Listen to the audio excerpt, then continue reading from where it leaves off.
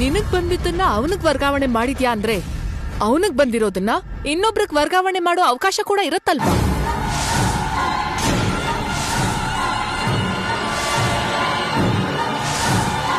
ಇರುತ್ತೆ. ನಿನಗ್ ಬಂದ ಆಲೋಚನೆ ನನ್ ತಲೆಗ್ ಬರ್ಲಿಲ್ವಲ್ಲ. ತಿಳುವಳಿಕೆ ಇರೋಳೆ ಬಾಲಕಿ, ತಿಳುವಳಿಕೆ ಇರೋಳೆ. ಅವನ್ ಕಾಯಿಲೆನ ಬೇಗ ವಾಸಿ ಮಾಡಿ ಅವನು ಬೇಗ ಇಲ್ಲಿ ಬರೋ ಹಾಗೆ ಮಾಡು. ಆ ಶ್ರೀಚಕ್ರ ಇರೋವರೆಗೂ ನನ್ ಮಂತ್ರ ಶಕ್ತಿಯ ಮನೆ ಒಳಗೆ ಪ್ರವೇಶ ಮಾಡಲ್ಲ ಅಂತ ಎಷ್ಟು ಸಲ ಹೇಳ್ಬೇಕು? ಅವನನ್ನ ಹೊರಗ್ ಕರ್ಸಿದ್ರೆ ಕೆಲ್ಸ ಮಾಡತ್ತೆ ಅಲ್ವಾ? ಅವ್ನು ಹೊರಗಡೆ ಬರ್ದೇ ಇರೋ ಪರಿಸ್ಥಿತಿಲಿ ಇದಾನಲ್ಲ. ಅಲ್ಲಿಗೆ ಹೋದ್ರೆ ಏನೋ ಒಂದ್ ಮಾಡಿ ಭೈರವಿನೋ ಅವನನ್ನೋ ಹೊರಗ್ ಕರ್ಸ್ಬೋದಲ್ವಾ?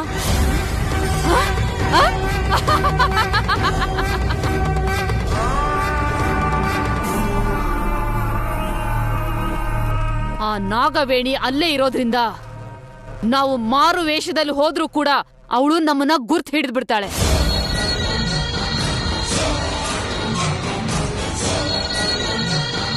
ಹಾ,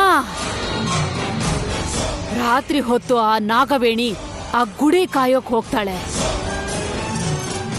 ಆ ಸಮಯದಲ್ಲಿ ಹೋದ್ರೆ ನಾವ್ ಅಂದ್ಕೊಂಡಿರೋದು ನಡೆಯುತ್ತೆ. ಹಾ, ನಡೆಯುತ್ತೆ. ಓಕೆ,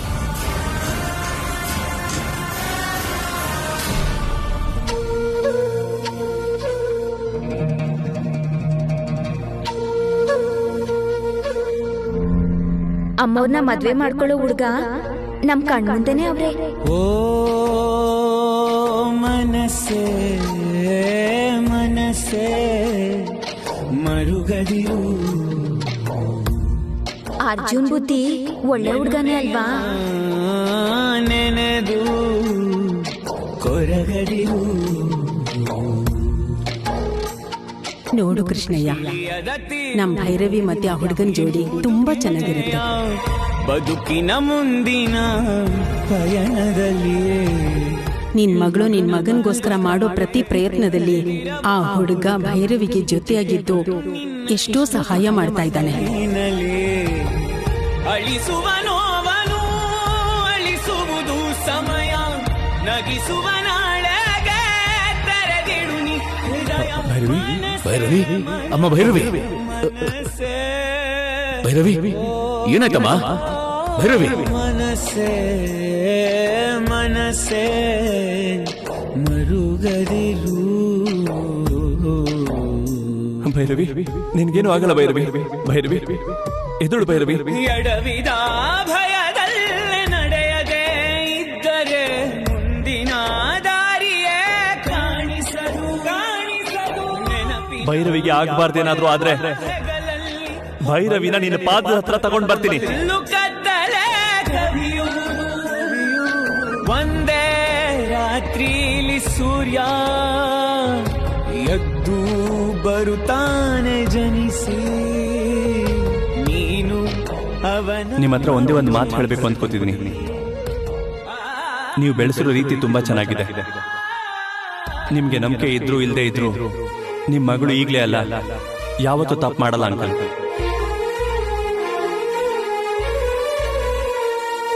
ಚಿಗುರಿದ ಪ್ರೀತಿಯ ಚಿಗುಟದಿರು ಗುಡಿಯಲಿ. ನೀವು ತಡ ಮಾಡದೆ ಆದಷ್ಟು ಬೇಗ ಭೈರವಿಗೆ ಮದುವೆ ಮಾಡಿ. ಮದುವೆಯಿಂದ ದೂರ ಆದಷ್ಟು ಮೃತ್ಯುವಿಗೆ ಹತ್ರ ಆಗ್ತಾನೆ ಇರ್ತಾಳೆ. ಹುಷಾರು. ಪ್ರೀತಿನ ಮರೆಯೋದೆ ಸುಳ್ಳು, ನೆನಪಾಗೋ ಪ್ರೀತಿನ ಮರೆಯೋದೆ ಸುಳ್ಳು.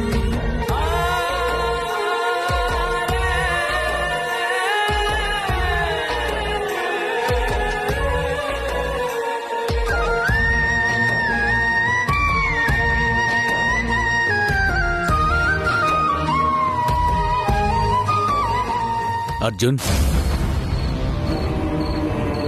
ಅಂಕಲ್, ಅಂಕಲ್, ಏನಾಯ್ತು ಅಂಕಲ್? ನೀವೇನಿಲ್ಲಿ? ನಿನ್ನ ಹತ್ರ ಸ್ವಲ್ಪ ಮಾತಾಡೋಣ ಅಂತ ಬಂದೆ. ಅಯ್ಯೋ, ಕರೆದಿದ್ರೆ ನಾನೇ ಬರ್ತಿದ್ದೆ ಅಂಕಲ್.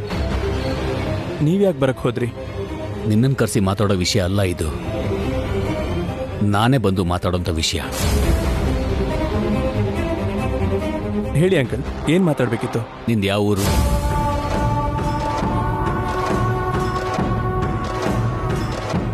ಇಷ್ಟು ದಿನ ಕೇಳ್ದೆ, ಈ ಟೈಮಲ್ಲಿ ಬಂದು ಕೇಳ್ತಾ ಇದ್ದೀನಿ ಅಂತ ಅನ್ಕೋತಾ ಇದೆಯಾ? ಹಾಗೇನಿಲ್ಲ ಅಂಕಲ್, ನಮ್ದು ಬ್ಯಾಂಗ್ಳೂರ್. ನಿನಗೆ ಅಣ್ಣ, ತಮ್ಮ, ಅಕ್ಕ, ತಂಗಿ? ಬ್ರದರ್ಸ್ ಯಾರೂ ಇಲ್ಲ. ಅಕ್ಕ ನಾನು ಇಬ್ಬರೇ. ಅಕ್ಕನಿಗೆ ಮದುವೆ ಆಗಿದೆ. ನಿಮ್ಮ ತಂದೆ ಏನು ಮಾಡ್ತಾರೆ? ನಮ್ಮಪ್ಪ ಬಿಸ್ನೆಸ್ ಮಾಡ್ತಾರೆ. ನಿಮ್ಮಮ್ಮ? ಅಮ್ಮ ಮತ್ತೆ ಯಾಕೆ ಬಂದೆ? ಮನ್ಸನ್ನ ಸಾಯಿಸ್ಕೊಳ್ಳೋದು ಮಾತಲ್ಲಿ ಹೇಳ್ದಷ್ಟು ಸುಲಭ ಅಲ್ವಲ್ಲ.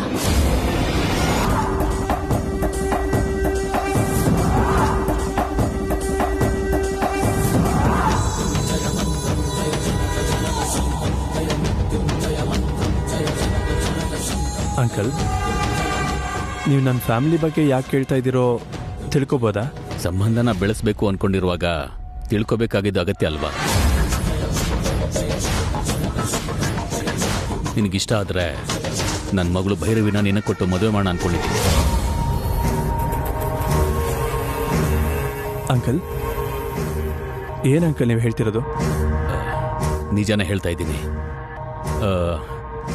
ನನ್ನ ಮಗಳ ಬಗ್ಗೆ ನಿನ್ನ ಅಭಿಪ್ರಾಯ ಏನು ಅರ್ಜುನ್?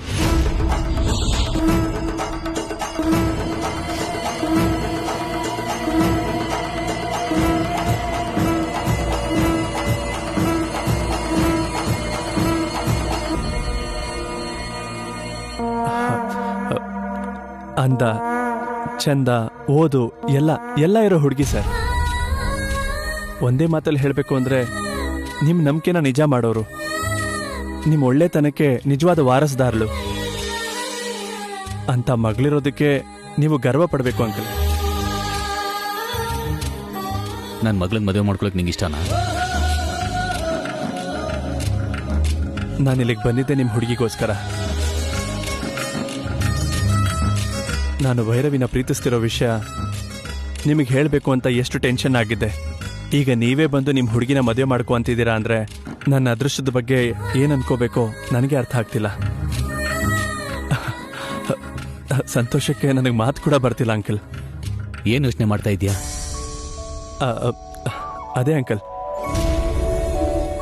ಯಾರಿಗಾದರೂ ಮದುವೆಗಿಂತ ಮುಂಚೆ ಒಂದು ಲೈಫ್ ಇರುತ್ತೆ. ಮದುವೆ ಆದಮೇಲೆ ನಮಗೆ ಹೊಸ ಲೈಫ್ ಶುರುವಾಗತ್ತೆ. ಮದುವೆ ಅಂದರೆ ನಮ್ಮ ಜೀವನನ ಇನ್ನೊಬ್ಬರ ಜೊತೆ ಹಂಚ್ಕೊಳ್ಳೋದು ಅಂತ.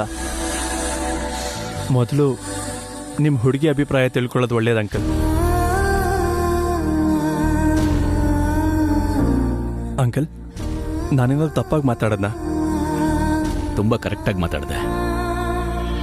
ಮಗಳು ಮದುವೆ ಮಾಡೋದು ನನ್ನ ಕರ್ತವ್ಯ ಅನ್ಕೊಂಡೇ ಹೊರತು ಒಬ್ಬ ಹೆತ್ತ ತಂದೆಯಾಗಿ ಮದುವೆ ಮಾಡ್ಕೊಳ್ಳೋ ಹುಡುಗಿ ಅಭಿಪ್ರಾಯನ ಮೊದಲೇ ತಿಳ್ಕೋಬೇಕು ಅನ್ನೋ ಯೋಚನೆ ಕೂಡ ನನಗೆ ಬರಲಿಲ್ಲ.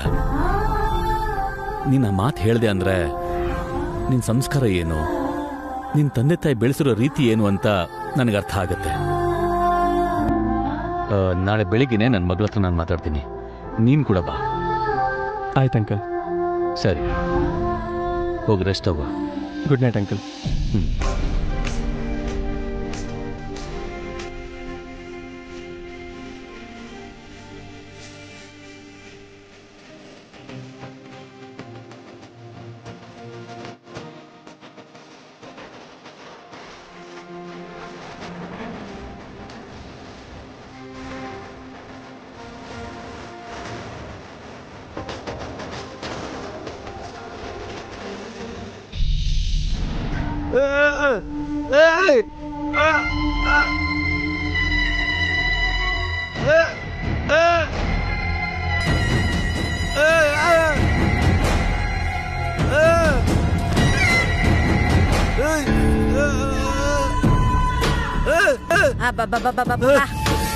ಅನ್ನ ತಿನ್ಸದ್ನಲ್ಲ, ಇನ್ನು ಏನ್ ಗುಣಗಣ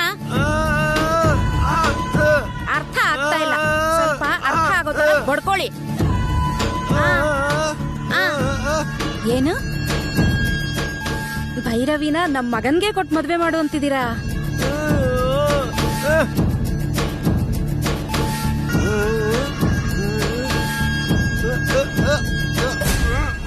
ಏನು ಆ ಟೆಂಟಲ್ಲಿರೋ ಹುಡುಗನ್ ಕೊಟ್ಟು ಮದ್ವೆ ಮಾಡು ಅಂತೀರಾ? ಕೇಳು ಅಂತಾನಾ? ಕೇಳೋದಲ್ಲ ರೀ, ಹೆಂಗ್ ಜಾಡಿಸ್ತೀನಿ ನೋಡ್ತಾ ಇರಿ. ಅಣ್ಣ ಅಣ್ಣ ಬನ್ನಿ ಎಲ್ಲರೂ.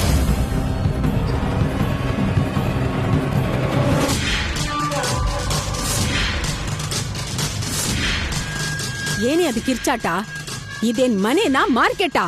ಆಹಾ, ಬೀದಿಲ್ ಹೋಗೋರ್ಗಿರೋ ಬೆಲೆ ಸ್ವಂತ ಮನೆಯವ್ರಿಗಿಲ್ದೇ ಇರುವಾಗ ಗಂಟ್ಲ ಕಿತ್ತೋಗೊಂಡ್ ಕಿರ್ಚ್ಕೊಳ್ಳೋದು, ತಲೆ ಹೊಡ್ಕೊಳ್ಳೋದನ್ ಬಿಟ್ಟು ಇನ್ನೇನ್ ಮಾಡಕ್ಕಾಗತ್ತೆ?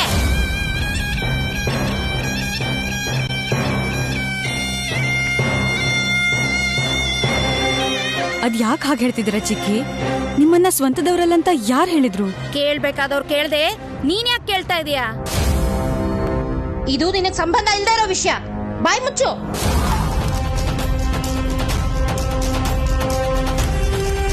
ಅವಳನ್ನ ಬಾಯಿ ಮುಚ್ಕೊಂತ ಹೇಳಕ್ಕೆ ನೀನ್ ಯಾರೇ? ಅವಳು ಈ ಮನೆ ಸೊಸೆ.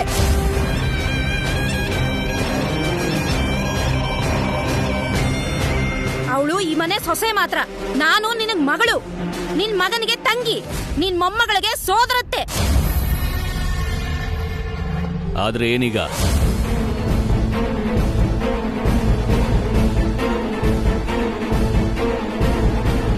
ಏನಾಯ್ತೀಗ? ಏನಾಯ್ತು ಅಂತ ಕೇಳ್ತಾ ಇದೆಯಲ್ಲಣ್ಣ? ನೀನ್ ಏನ್ ಮಾಡ್ತಾ ಇದೀಯಾ ಅಂತ ನಿನಗ್ ಗೊತ್ತಿಲ್ವಾ? ನಿನಗ್ ನಿನ್ ಸ್ನೇಹಿತರು ಮಾತ್ರ ಒಳ್ಳೆಯವ್ರ ತರ ಕಾಣಿಸ್ತಾರೆ. ನಿನ್ ಜೊತೆ ಹುಟ್ಟಿರೋ ನಾನು ರಾಕ್ಷಸಿ ತರ ಕಾಣಿಸ್ತಿದ್ದೀನಾ?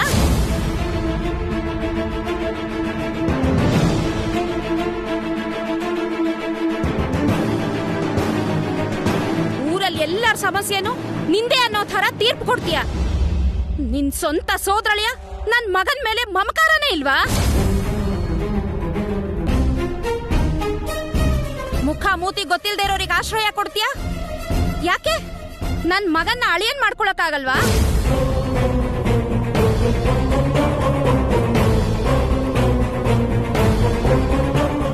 ನಿನ್ ಸೋದರಳಿಯ ನನ್ ಮಗನ್ಗಿಂತ ಮನೆ ಮುಂದೆ ಟೆಂಟ್ ಹಾಕೊಂಡಿರೋ ಆ ಹುಡುಗ ನಿಂಗ್ ಜಾಸ್ತಿ ಆಗೋದ್ನಾ?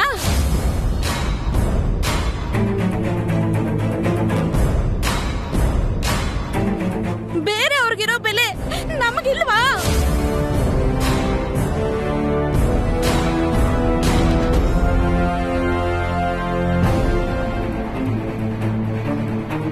ಯಾಕತ್ತೆ ಮದ್ವೆ ವಿಷಯದಲ್ಲಿ ಮಾತಿಗೂ ಜಗಳ ತೆಗಿತಾ ಇದ್ದೀರಾ?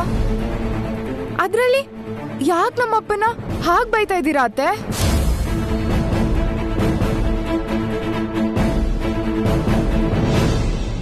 ಅವ್ರಿಗಿಷ್ಟ ಬಂದಂಗೆ ತೀರ್ಮಾನ ತಗೊಳ್ಳೋ ಹಕ್ಕು ನಮ್ಮಪ್ಪಂಗಿದೆ. ಯಾಕೆ ನಿಮ್ಮ ಅಪ್ಪನಿಗೆ ಬಿಟ್ರೆ ಈ ಮನೆಯಲ್ಲಿ ನಮ್ಗೆ ಯಾವ ಹಕ್ಕು ಅಧಿಕಾರ ಇಲ್ಲ ಅನ್ಕೊಂಡಿದೀಯಾ? ಹೌದು,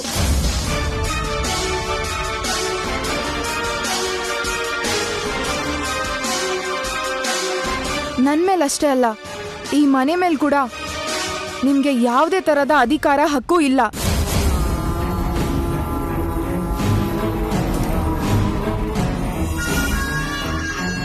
ಅನಾವಶ್ಯಕವಾಗಿ ಜಗಳ ಮಾಡ್ಬೇಡಿ ಅತ್ತೆ.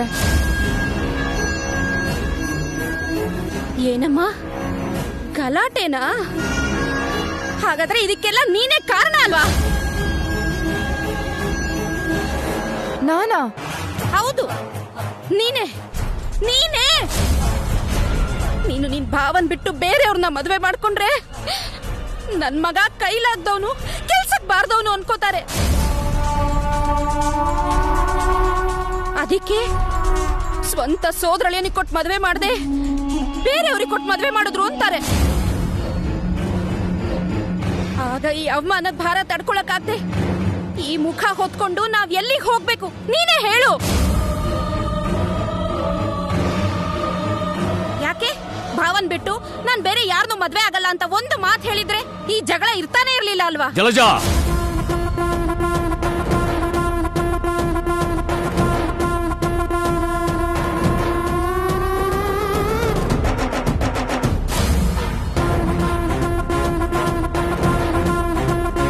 ನಿನ್ನೆ ಹೇಳಿದ್ದೀನಿ, ಮತ್ತೆ ಕಿರ್ಚ್ಕೋತಾ ಇದ್ಯಾ?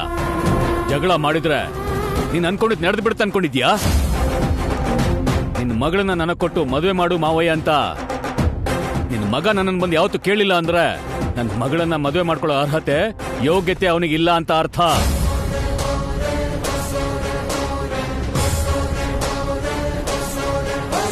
ನಿನ್ನ ಮಗಳನ್ನ ನನ್ನ ಸೊಸೆ ಮಾಡ್ಕೋತೀನಿ ಭಾವ ಅಂತ ನಿನ್ನ ಗಂಡ ನನ್ನನ್ನು ಯಾವತ್ತೂ ಕೇಳಿಲ್ಲ ಅಂದ್ರೆ ನನ್ನ ಜೊತೆ ಸಂಬಂಧ ಬೆಳೆಸೋ ಯೋಗ್ಯತೆ ನಿಮಗಿಲ್ಲ ಅಂತ ಅರ್ಥ.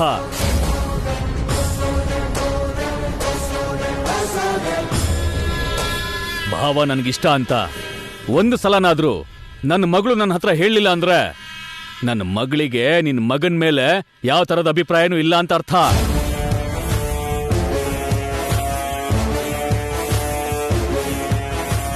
ನಿನ್ ಸ್ವಂತ ತಂಗಿ ಮಗ ಇರುವಾಗ ನಿನ್ ಮಗಳಿಗೆ ಹೊರಗಡೆ ಸಂಬಂಧ ನೋಡ್ತಾ ಇದೆಯಲ್ಲ ಅಂತ ಅಮ್ಮ ಕೂಡ ನಿನ್ ಹತ್ರ ನನ್ನ ಹತ್ರ ಒಂದು ಮಾತು ಹೇಳಿಲ್ಲ ಅಂತಂದ್ರೆ ಅಮ್ಮಂಗೂ ಕೂಡ ನಿಮ್ ಬಗ್ಗೆ ಒಳ್ಳೆ ಅಭಿಪ್ರಾಯ ಇಲ್ಲ ಅಂತಾನೆ ಅರ್ಥ.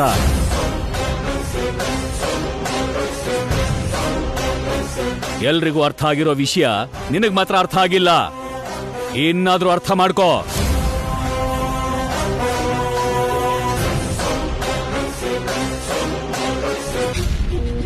ಅರ್ಥ ಆಯ್ತಣ್ಣ, ಚೆನ್ನಾಗ್ ಅರ್ಥ ಆಯ್ತು.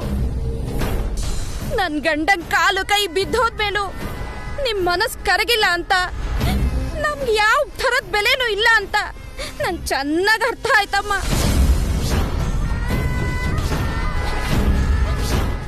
ನಾನ್ ಸತ್ರು ಕೂಡ ನಿಮ್ ಮನಸ್ ಕರಗಲ್ಲ ಅಂತ ತುಂಬಾ ಚೆನ್ನಾಗ್ ಅರ್ಥ ಆಯ್ತಮ್ಮ.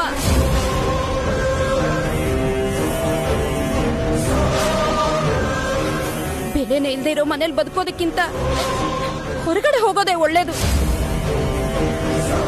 ಹೋಗ್ತೀವಿ, ಇನ್ನೊಂದು ಕ್ಷಣನೂ ಇಲ್ಲಿರಲ್ಲ, ಹೊರಟೋಗ್ತೀವಿ. ಏಯ್ ನಡಿಯೋ.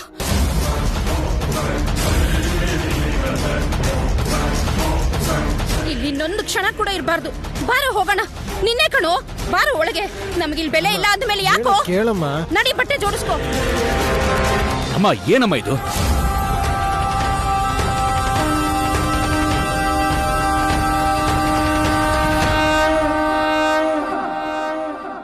ಅಲ್ಲಿ ಮಾವ ನನಗೋಸ್ಕರ ಕಾಯ್ತಿರ್ತಾನೇನು. ನಾನು ಹೋಗಿಲ್ಲ ಅಂದರೆ ಮೊನ್ನೆ ಬಂದಂಗೆನೆ ನನಗೋಸ್ಕರ ಇಲ್ಲಿಗೆ ಬಂದ್ಬಿಡ್ತಾನೇನು. ಮಾವ ಇಲ್ಲಿಗೆ ಬರಬಾರ್ದು ಅಂದರೆ ನಾನು ಅಲ್ಲಿಗೆ ಹೋಗ್ಬೇಕು. ಈ ಪರಿಸ್ಥಿತಿಲಿ ನಾನು ಹೋದ್ರೆ ನನ್ನ ಬಗ್ಗೆ ಯಾರೂ ತಲೆ ಕೆಡಿಸ್ಕೊಳ್ಳಲ್ಲ.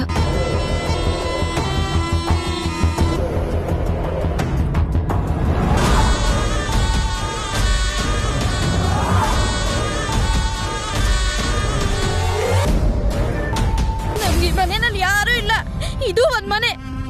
ಯಾಕಿರ್ಬೇಕಿಲ್ಲಿ? ಅತ್ತೆ, ಸೂಟ್ ಕೇಸ್ ಯಾಕೆ ತಗೊಂಡ್ ಬಂದ್ರಿ ಚಿಕ್ಕಿ? ಅಬ್ಬಾ, ಹೇಳಕ್ ಬಂದ್ಬಿಟ್ಲಮ್ಮ. ಬೆಲೆನೇ ಇಲ್ದೇ ಇರೋ ಈ ಮನೇಲಿ ನಮ್ಮನ್ ಭಿಕ್ಷಕರ ತರ ನೋಡ್ತಾರೆ. ನಾಚಿಕೆ ಇಲ್ದೆ ಇಲ್ಲೇ ಇರು ಅಂತ್ಯಾ? ಏನೋ ನೋಡ್ತಾ ಇದೆಯಲ್ಲ, ನಿಮ್ಮಪ್ಪನ ಎಬ್ಸು.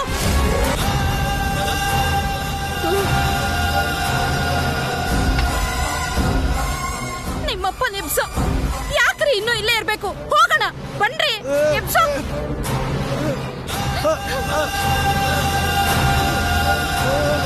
ಎದ್ದೇಳ್ರಿ, ಇಲ್ಲಿ ಎಲ್ಲರೂ ಒಂದೇ. ಹಿಡ್ಕೊಳ್ಳೋ. ಅತ್ತೆ, ಎಲ್ಲಿ ಹೋಗ್ತಾ ಇದ್ದೀರಾ ಅತ್ತೆ? ನಮ್ಗೆ ಇಷ್ಟ ಬಂದ್ ಕಡೆಗೆ ಹೋಗ್ತೀವಿ. ಯಾಕೆ ನಿಂತ್ಕೋ. ಚಿಕ್ಕ ಏನಾಗಿದ್ಯಾ ನಿಂಗೆ? ನನ್ ಮಾತ್ ಕೇಳಿ, ಎಲ್ಲಿಗೆ ಹೋಗ್ತಿದ್ದೀರಾ? ಬೇಡ ಚಿಕ್ಕಿ ಅಂದ್ರೆ ಕೃಷ್ಣಯ್ಯ, ಹೋಗ್ಬೇಡ ಅಂತ ಹೇಳು. ಹೋಗ್ಬೇಡ ಅಂತ ಹೇಳು. ಅತ್ತೆ, ನಿಂತ್ಕೊಳ್ಳಿ ಅತ್ತೆ. ಅತ್ತೆ, ಜಲಜಾ,